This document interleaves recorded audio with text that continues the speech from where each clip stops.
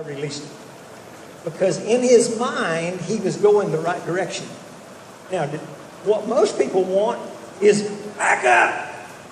And they hold it until the horse says, this must be the wrong answer, because I'm not getting a release. And I just heard somebody talk this week about they were trying to load a horse, and the way they had normally been loading the horse wasn't working. And so they did exactly what you're talking about with the...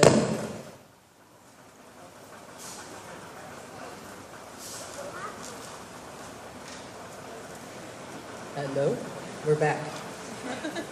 With the give and release, it allowed, and I think what was key to this story was there was no time limit. So she could stand and keep the pressure until the horse stepped forward, and then it was a release. And in a few steps, then she was able to walk the horse right on. Yeah, and that's a perfect illustration, and let me add to it, especially when loading a horse, is we get them to take a step and we give them a release, and they back up, and then we try to hold them. Let them back up. You can't hold me. It burns your hands. Let them back up. And then ask them again. Let them back up and then ask again. Years ago, sorry, Skipper. This is one of those things that when you have an emergency, you really need to remember, because you're going to go all day trying to load versus spend 15, 20, 30 minutes loading. I'm just going to test him and see how scared of this thing he is. No, Harley, you're not getting under it. If so, there'll be a major splash zone. Now, there's a splash zone right there. If he comes over the fence, it may hurt. Oh, dang it. Foiled again.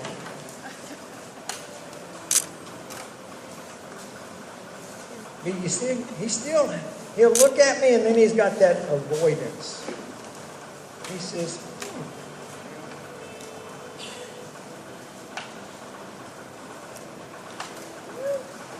I'm sorry, go ahead. I think one of the key things here is Skipper being patient and not doing what everybody's inclination is, which is move the horse some more.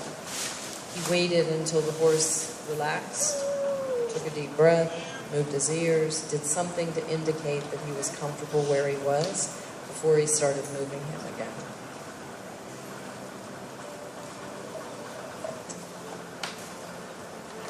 Yeah, I was going to do it now, but I'm going to let him stand on it while I do it.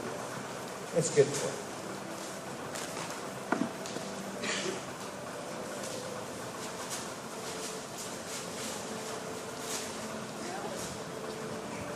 Have you got paper? Okay, read the Bible verse for us. Psalms 105, verse 4. This is when some have trouble trusting God with their eyes. The verse is, look to the Lord and his strength.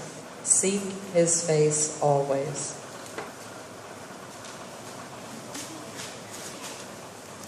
I want to kind of ask you, do you trust God with your eyes? The TV shows are great at dishonoring God, the Bible, and the family. Do you spend more time watching that or watching the Christian channels? Are you seeking God by watching the Christian channels? Are you trusting God with your eyes? What do you spend your time looking at? Do you spend your time seeking God or TV and Facebook? Where's your eyes seeking? It said, seek his face always. Do we spend more time on 50 Shades of Grey and pornography? Or do we spend more time reading daily devotionals? When you trust God with your eyes, you will see the world through God's eyes, and it's not scary to God. That's the big thing.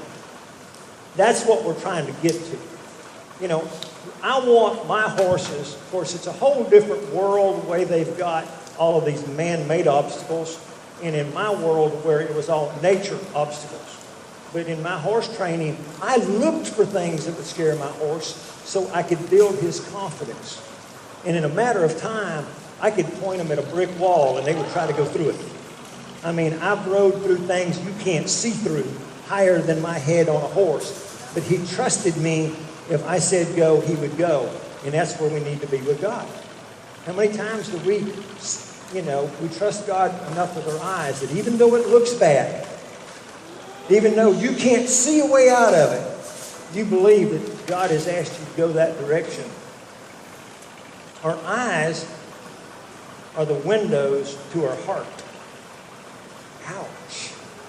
What you're looking at is what your heart really has.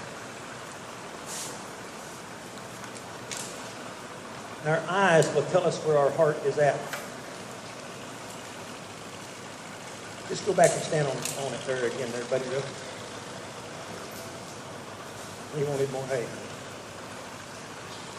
Nah, he don't need more hay.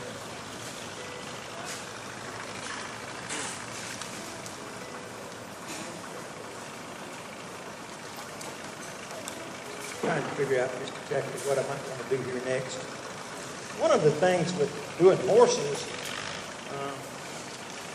the biggest mistakes I have is when I have a preset idea of what I'm going to do without finding out what the horse needs. And we're not here to teach him to lower his head or flex or none of that other stuff. That's not what we're here to do today, so I'm not going to mess with that.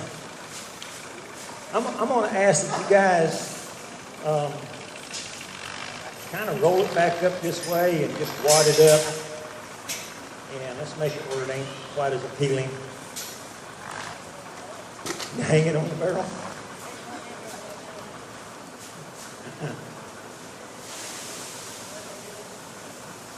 There's years ago, now don't make it too small. You're making my job too hard.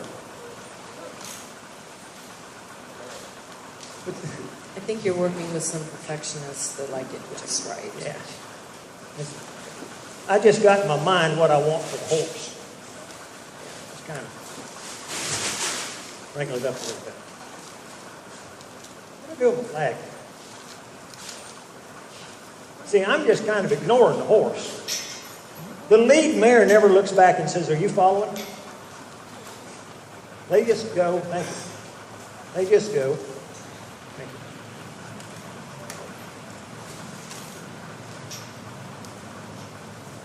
you. One of a great training technique is just to get a horse to go past you. Larry, does he do this? Does he go past you? I want him to go past me, turn around, go past me, turn around, go past me, not over me, past me. If he makes me move my feet, I've lost. I want him to go between me and the object. This is really good. It helps him turn a little bit, gets him giving off that halter. And you can just, we can stay here longer. And see, there's my pressure. And I want to add more pressure. If I move somewhere, it's going to be towards him. But as soon as he moves, all the pressure goes away. In the horse's mind, he wants to know, how do I make this pressure go away? I move my feet. How do I make it go away? Oh, he says, I would rather rear up. Let me explain that before we go any further. How does a child show a temper tantrum? What do? They might scream. They might holler. They might slam a door. I've known some that would beat their head against the wall. That's how they show I don't want to do this. Well, when a horse rears up, all he's doing is saying, I don't want to do this. I expect him to rear up, back up, or try to run over me. Because that's the only ways they know to tell me, I don't want to do this. I'm scared, I'm uncomfortable, and I'm tired. I don't want to do this. So, I don't let the rear up affect me. I'm not going to hold him tight. You don't hold them tight, they don't rear up very high. It's hard to